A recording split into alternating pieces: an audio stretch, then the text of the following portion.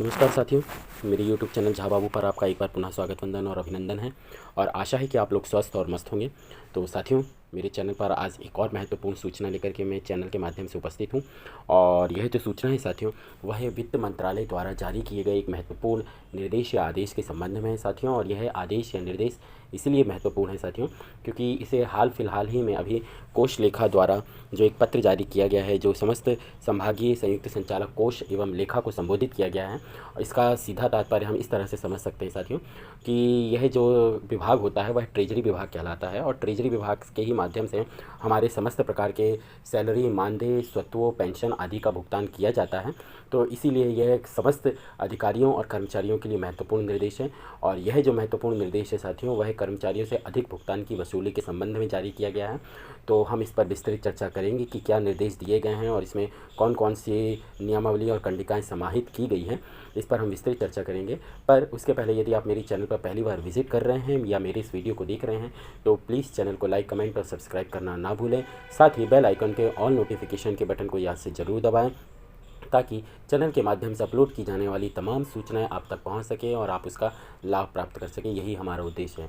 तो साथियों, वीडियो को अधिक से अधिक अपने साथियों के साथ शेयर भी करिएगा, क्योंकि यह सभी प्रकार के अधिकारियों और कर्मचारियों से संबंधित सूचना है। इसीलिए इसे अपने तक ही सीमित ना रखें, सभी के साथ शेयर और साझा जरूर करिएगा। तो साथियों, समय को बिना गवाए आते हैं हम उस महत्वपूर्ण पत्र और सूचना के संबंध में।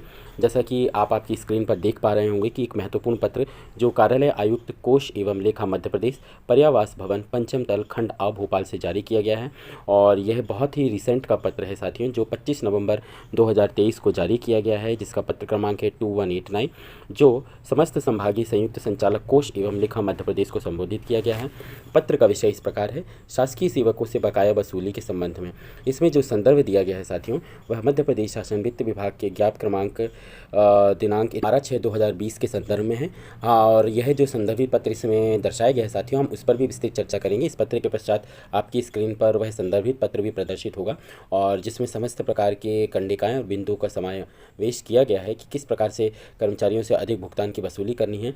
और जो उसमें महत्वपूर्ण बिंदु समाहित किए गए हैं साथियों, उसमें मुख्य बात यह है कि यदि आप सेवा में कार्यरत हैं और सेवा के दौरान यदि विभाग को या आपके कार्यालय को यह संज्ञान में आता है कि आपसे अधिक भुगतान होनी है, तो वह आपसे जो निर्धारित ब्याज की दर है वह उसमें समाहित करते हुए और बकाया वसूली का आपसे भुगतान या रिकवरी करवा सकती है। साथ ही आप यदि सेवानिवृत्त हो गए हैं और उसमें किसी प्रकार का स्थगन नहीं है, तो आपके सेवानिवृत्ति उपादानों या यूँ कहा जा सकता है कि आपको जो भी पेंशन के स्वत्व या क्लेम मिलते हैं, उससे भी आपकी रिकवरी की जा सकती है।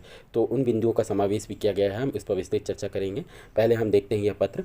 उपरोक्त विषयांतर्गत निर्देशित किया जाता है कि मध्य प्रदेश शासन वित्त विभाग के ज्ञापन क्रमांक F11-4/2020/13/2019/नियम/4 दिनांक 12/6/2020 द्वारा शासकीय सेवकों से बकाया वसूली के संबंध में जारी निर्देशों का पालन किया जाना सुनिश्चित करें। आयुक्त द्वारा अनुमोदित संलग्न उपरोक्त अनुसार। साथियों, यह संचालक कोष लेखा के डिजिटल साइन से पत्र जो है जारी किया गया है। तो यहाँ पर ध्यान देने योग्य बात बहुत ही महत्वपूर्ण है साथियों, कि अभी तक कई कर्मचारी साथी ऐसा समझते थे कि यदि हम कार्यालय या विभाग के संज्ञान में हमारी कोई अधिक भुगतान के संबंध में जानकारी नहीं है तो हम उससे बच जाएंगे। तो ऐसा कदापि नहीं है साथियों। उसमें ब्याज की गणना करते हुए भी आपसे अधिक भुगतान की वसूली की राशि जो है रिकवरी के रूप में आपके पेंशन फंड से या आपके वेतन से वसूल की जा सकती है। साथियों, आप लोग देख पा रहे हैं कि जिस संदर्भित पत्र का कोष लेखा द्वारा जो जारी किया गया पत्र जिसमें उल्लेख किया गया था, वह संदर्भित पत्र जो वित्त विभाग मंत्रालय भोपाल से जारी हुआ है 2020 का, उसका आप लोग स्क्रीन पर प्रदर्शन देख पा रहे होंगे। यह पत्र है साथियों 12 जून 2020 को जारी किया गया। और यह जो पत्र है वह शासन के समस्त विभाग अध्यक्ष, राजस्व मंडल ग्वालियर, समस्त विभागाध्यक्ष, समस्त कमिश्नर, समस्त कलेक्टर मध्य प्रदेश को संबोधित किया गया है, इसलिए अति महत्वपूर्ण पत्र है। और जिसका विषय इस प्रकार है कि शासकीय सेवकों के बकाया वसूली के संबंध में। साथियों, इसमें समय समय पर वित्त विभाग मंत्रालय द्वारा जो पत्र जारी किए जाते रहे हैं और जिसमें नियम और नॉर्म्स बताए गए हैं, उसका संदर्भ दिया गया है। जैसे सबसे पहला जो संदर्भ है साथियों, वह है सन 2011 में या वर्ष 2011 में जो 31 मई 2011 को पत्र जारी किया गया है, उसका संदर्भ दिया गया है। दूसरा संदर्भ 9 जुलाई 2014 को जारी किए गए पत्र से संबंधित है। तीसरा संदर्भ है साथियों 31 मार्च 2016 का संदर्भ इसमें दर्शाया गया है। और इसी प्रकार जो साथियों चौथा संदर्भ है 18 जनवरी 2018 का है। साथियों, अब पत्र में क्या निर्देश और क्या कंडिकाएं और बिंदुओं का समावेश किया गया है, इस पर मैं आपका ध्यान आकृष्ट करूंगा।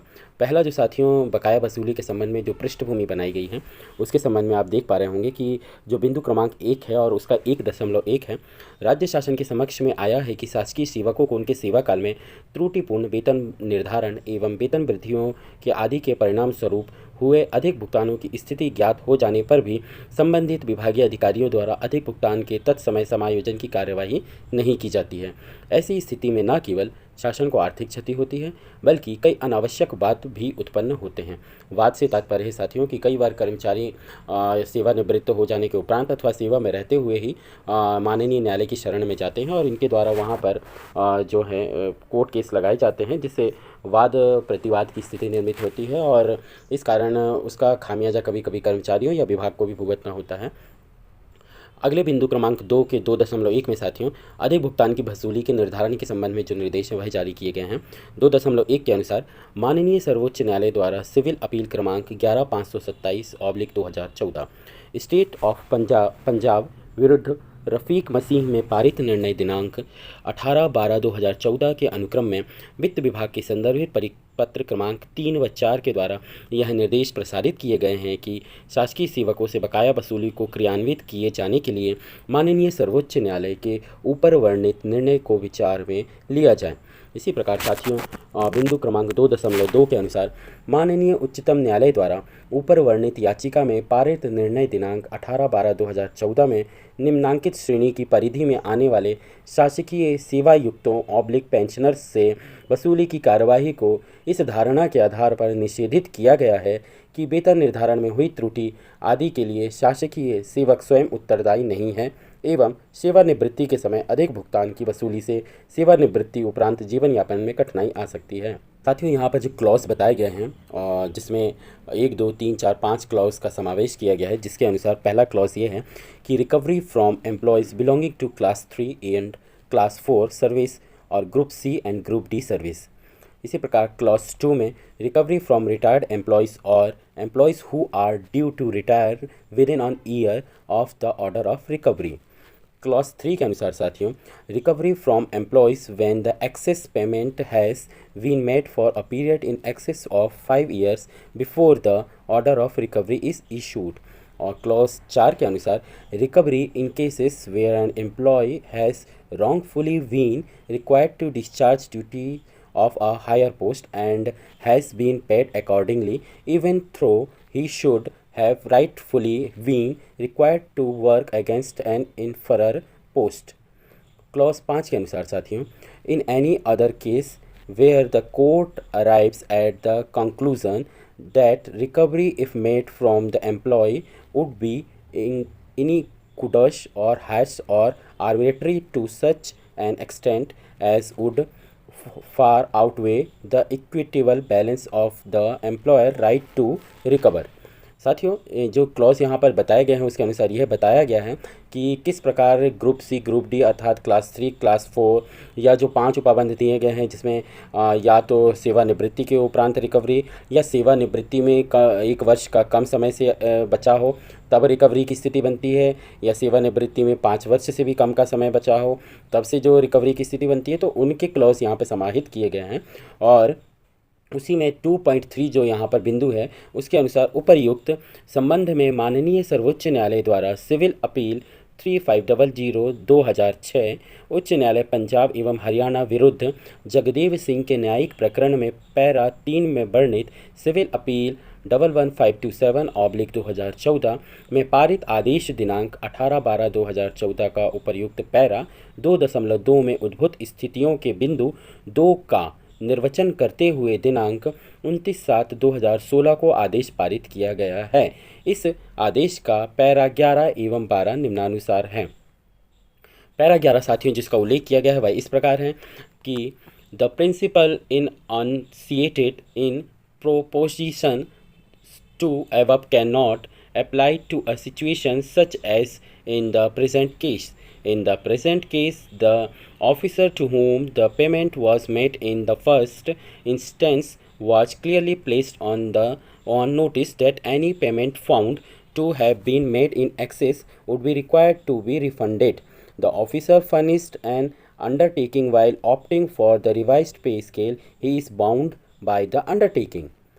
और जो साथियों पैरा 12 या 12 का उल्लेख किया गया है उसके अनुसार जो निर्णय दिया गया है वह इस प्रकार है, before these reasons the judgment of the high court which set aside the action for recovery is unsustainable, however we are for of the view that the recovery should be made in reasonable installments. We direct that the recovery be made in equated monthly installments spread over a period of 2 years. साथियों बिंदु क्रमांक 3 के अनुसार अधिक भुगतान की वसूली की प्रक्रिया का यहाँ पर उल्लेख किया गया है कि किस प्रकार से कर्मचारियों से या पेंशनरों से अधिक भुगतान की वसूली की जाना है। ये बहुत ही महत्वपूर्ण है। इसके बिंदु क्रमांक 3.1 के अनुसार शासकीय सेवकों से अधिक भुगतान की वसूली के संदर्भित निर्देशों को क्रियान्वित किए जाने के लिए सर्वोच्च न्यायालय द्वारा पारित निर्णय दिनांक 29/7/2016 को भी समग्र रूप से विचार में लिया जाए। वसूली की स्थिति में अधिकतम 2 वर्ष की अवधि में मासिक किस्तों का निर्धारण कर वसूली की कार्रवाई की जाए, परंतु मासिक किस्त निर्धारण में यह सुनिश्चित किया जाए कि शासकीय सेवक से वसूली की मासिक किस्त उसके मासिक सकल वेतन की राशि के 1/3 से अधिक हो। ऐसी स्थिति में वसूली की अवधि को 2 वर्ष से अधिक हो सकेगी। बिंदु क्रमांक 3.2 शासकीय सेवक से वसूली का निर्धारण हो जाने उपरांत पैरा 2 अनुसार की जाने वाली वसूली योग्य राशि में समय समय पर सामान्य भविष्य निधि की निर्धारित ब्याज दर के अनुसार साधारण ब्याज दर से ब्याज की राशि भी सम्मिलित की जाए। ब्याज की गणना 31/5/2011 अर्थात 31 मई 2011 से आगे की अवधि के लिए की जाए। यह ब्याज दर इस आदेश के जारी होने की तिथि के पश्चात जारी होने वाले आदेशों पर लागू होगी, अन्यथा रूप से पूर्व निर्णीत प्रकरणों को खोला नहीं जाएगा। इस बात का विशेष रूप से यहाँ उल्लेख किया गया है। शासकीय सेवक से वसूली की कार्यवाही निम्नानुसार की जाएगी। 3.2.1 के अनुसार साथियों शासन की समस्त वसूली योग्य राशि ब्याज के साथ वसूल की जाएगी। इस बात का विशेष रूप से आप लोग ध्यान रखें। 3.2.2 के अनुसार कार्यालय प्रमुख के लिए यह आवश्यक होगा कि वसूली की राशि के निर्धारण के तत्काल उपरांत अथवा पश्चात शासकीय सेवक से वसूली के आदेश जारी हों, परंतु आदेश जारी करने में 7 दिवस से अधिक का विलंब नहीं होना सुनिश्चित किया जाए। शासकीय बकाया की वसूली देय राशि के निर्धारण के तत्काल पश्चात के मासिक वेतन के बिल से सकल वेतन से निर्धारित किस्त अनुसार शुरू हो जाएगी एवं तब तक जारी रहेगी जब तक ब्याज सहित पूर्ण राशि की वसूली नहीं हो जाती। शासकीय सेवक पर ब्याज का भार कम करने के उद्देश्य से शासकीय सेवक को देय अन्य स्वत्व जैसे वेतन, भत्तों के एरियर्स, मानदेय आदि से भी बकाया की वसूली की जा सकेगी। इस बात का विशेष रूप से साथियों ध्यान रखें। बिंदु क्रमांक 3.2.3 बकाया राशि की वसूली मात्र इस आधार पर स्थगित नहीं की जाए कि संबंधित शासकीय सेवक के द्वारा इस संबंध में सक्षम अधिकारी को अपील की गई है जो अभी निर्णय हेतु लंबित है। जब तक ऐसी किसी कार्यवाही में स्पष्टतः वसूली पर स्थगन आदेश नहीं हो, वसूली निर्धारित प्रक्रिया अनुसार जारी रहेगी। इस बिंदु को आप लोग स्पष्ट रूप से समझ लें साथियों। यहाँ पर कभी कभी यह होता है कि जिस अधिकारी के द्वारा हमारे प्रकरण में रिकवरी या वसूली के संबंध में आदेश किया गया है तो हम उनसे ऊपरी स्तर या वरिष्ठ स्तर के अधिकारी को प्रकरण के संबंध में अपील प्रस्तुत करते हैं, परंतु यहाँ पर मुख्य रूप से इस बात का उल्लेख किया गया है कि यदि वरिष्ठतम अधिकारी द्वारा या हमारे द्वारा कोई वाद प्रस्तुत किया गया है और उसमें स्पष्ट रूप से वसूली के संबंध में कोई स्थगन नहीं दिया गया है तब तक हमारी वसूली चालू रहेगी। यहाँ पर यह अभिप्रेत कदापि नहीं है कि हमारे द्वारा अपील की गई है वरिष्ठ अधिकारी को तो निर्णय होने तक हमारी वसूली को रोक दिया जावे। यहाँ पर स्पष्ट रूप से उल्लेख किया गया है कि हमारी वसूली पूर्ववत यथारूपवत रूप से जारी रहेगी। बिंदु क्रमांक 3.2.4 शासकीय सेवक से बकाया एवं ब्याज की वसूली के लिए संबंधित कार्यालय प्रमुख पूर्ण रूप से उत्तरदायी होंगे। यदि उपरोक्त निर्देशों के पालन में लापरवाही की जाती है तो संबंधित कार्यालय प्रमुख के विरुद्ध आवश्यक अनुशासनात्मक कार्यवाही की जाकर शासन को हुई हानि की क्षति की जा सकेगी। यहाँ पर भी इस बात का उल्लेख कर दिया गया है कि यदि किसी प्रकार से कार्यालय प्रमुख या संस्था प्रमुख द्वारा कोई लापरवाही की जाती है, चूँकि वह इसके रिकवरी के लिए उत्तरदायी होते हैं डीडीओ होने के नाते, और यदि उनके द्वारा कोई लापरवाही की जाती है तो इस लापरवाही के परिणाम स्वरूप यदि शासन विभाग को कोई हानि हुई है तो उसके संबंध में जो अनुशासनात्मक कार्यवाही है या जो क्षतिपूर्ति है वह संबंधित कार्यालय प्रमुख से की जाएगी।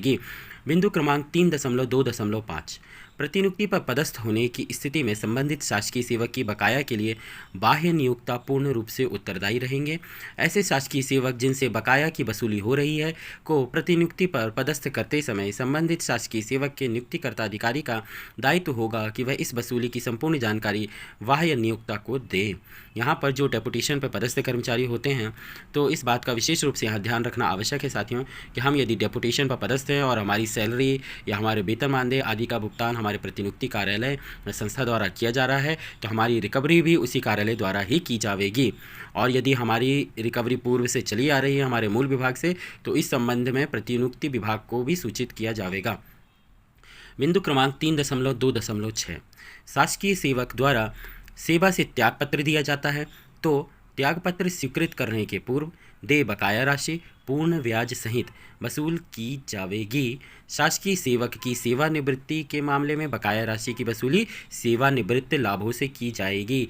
साथियों यहाँ पर यह बिंदु अति महत्वपूर्ण है और इस बात को आप लोग स्पष्ट रूप से समझ लें कि कभी कभी ऐसा होता है कि हम अधिक भुगतान प्राप्त कर लेते हैं और हम यह सोचते हैं कि हम यहाँ से रिज़ाइन देकर किसी अन्य विभाग में या किसी अन्य डेपुटेशन पे या किसी अन्य जगह जा रहे हैं। तो इस बात का विशेष रूप से ध्यान रखें कि जब तक आपके द्वारा जो रिकवरी या वसूली से संबंधित राशि है वह पूर्ण ब्याज सहित जमा नहीं की जाएगी तब तक आपको नो ड्यूज नहीं दिया जाएगा और आपका त्यागपत्र भी स्वीकृत नहीं किया जाएगा। इसी प्रकार यदि आप सेवानिवृत्त हो रहे हैं तो आपके रिटायरमेंट क्लेम से या जो पेंशन या सेवानिवृत्ति संबंधी आपकी जो स्वत्व या उपादान हैं उनसे भी वसूली की जाएगी। यहाँ पर इस बात का स्पष्ट रूप से उल्लेख किया गया है। बिंदु क्रमांक 3.2.7 उपरोक्त आदेश सक्षम अधिकारियों द्वारा आदेशित वसूली योग्य राशियों के अतिरिक्त ऐसे सभी अग्रिम पर भी लागू होंगे जिनका समायोजन उक्त अग्रिम के उपयोग हेतु निर्धारित समयावधि में नहीं हो पाता है। ऐसे समस्त अग्रिमों का जिनके लिए कोई निश्चित समयावधि निर्धारित नहीं है राशि के आहरण की तिथि के 3 माह की अवधि में समायोजित करना आवश्यक होगा एवं उसके पश्चात उक्त राशि इस ज्ञापन के अंतर्गत वसूली योग्य राशि में शामिल मानते हुए वसूली की कार्यवाही की जाएगी।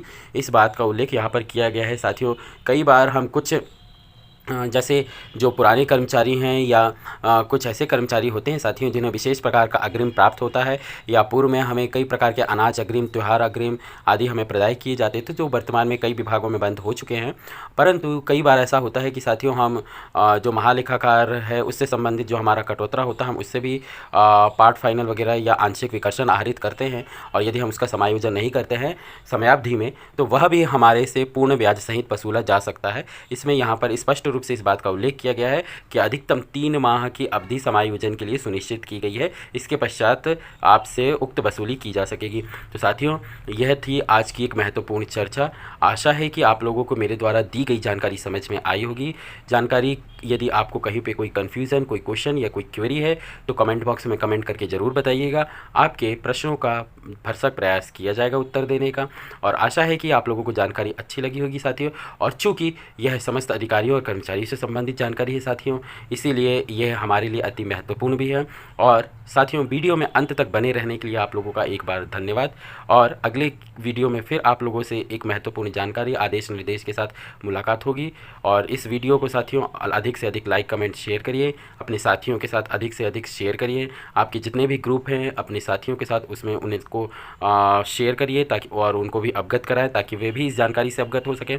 तो साथियों तब तक के लिए आप लोगों से जय हिंद, वंदे मातरम।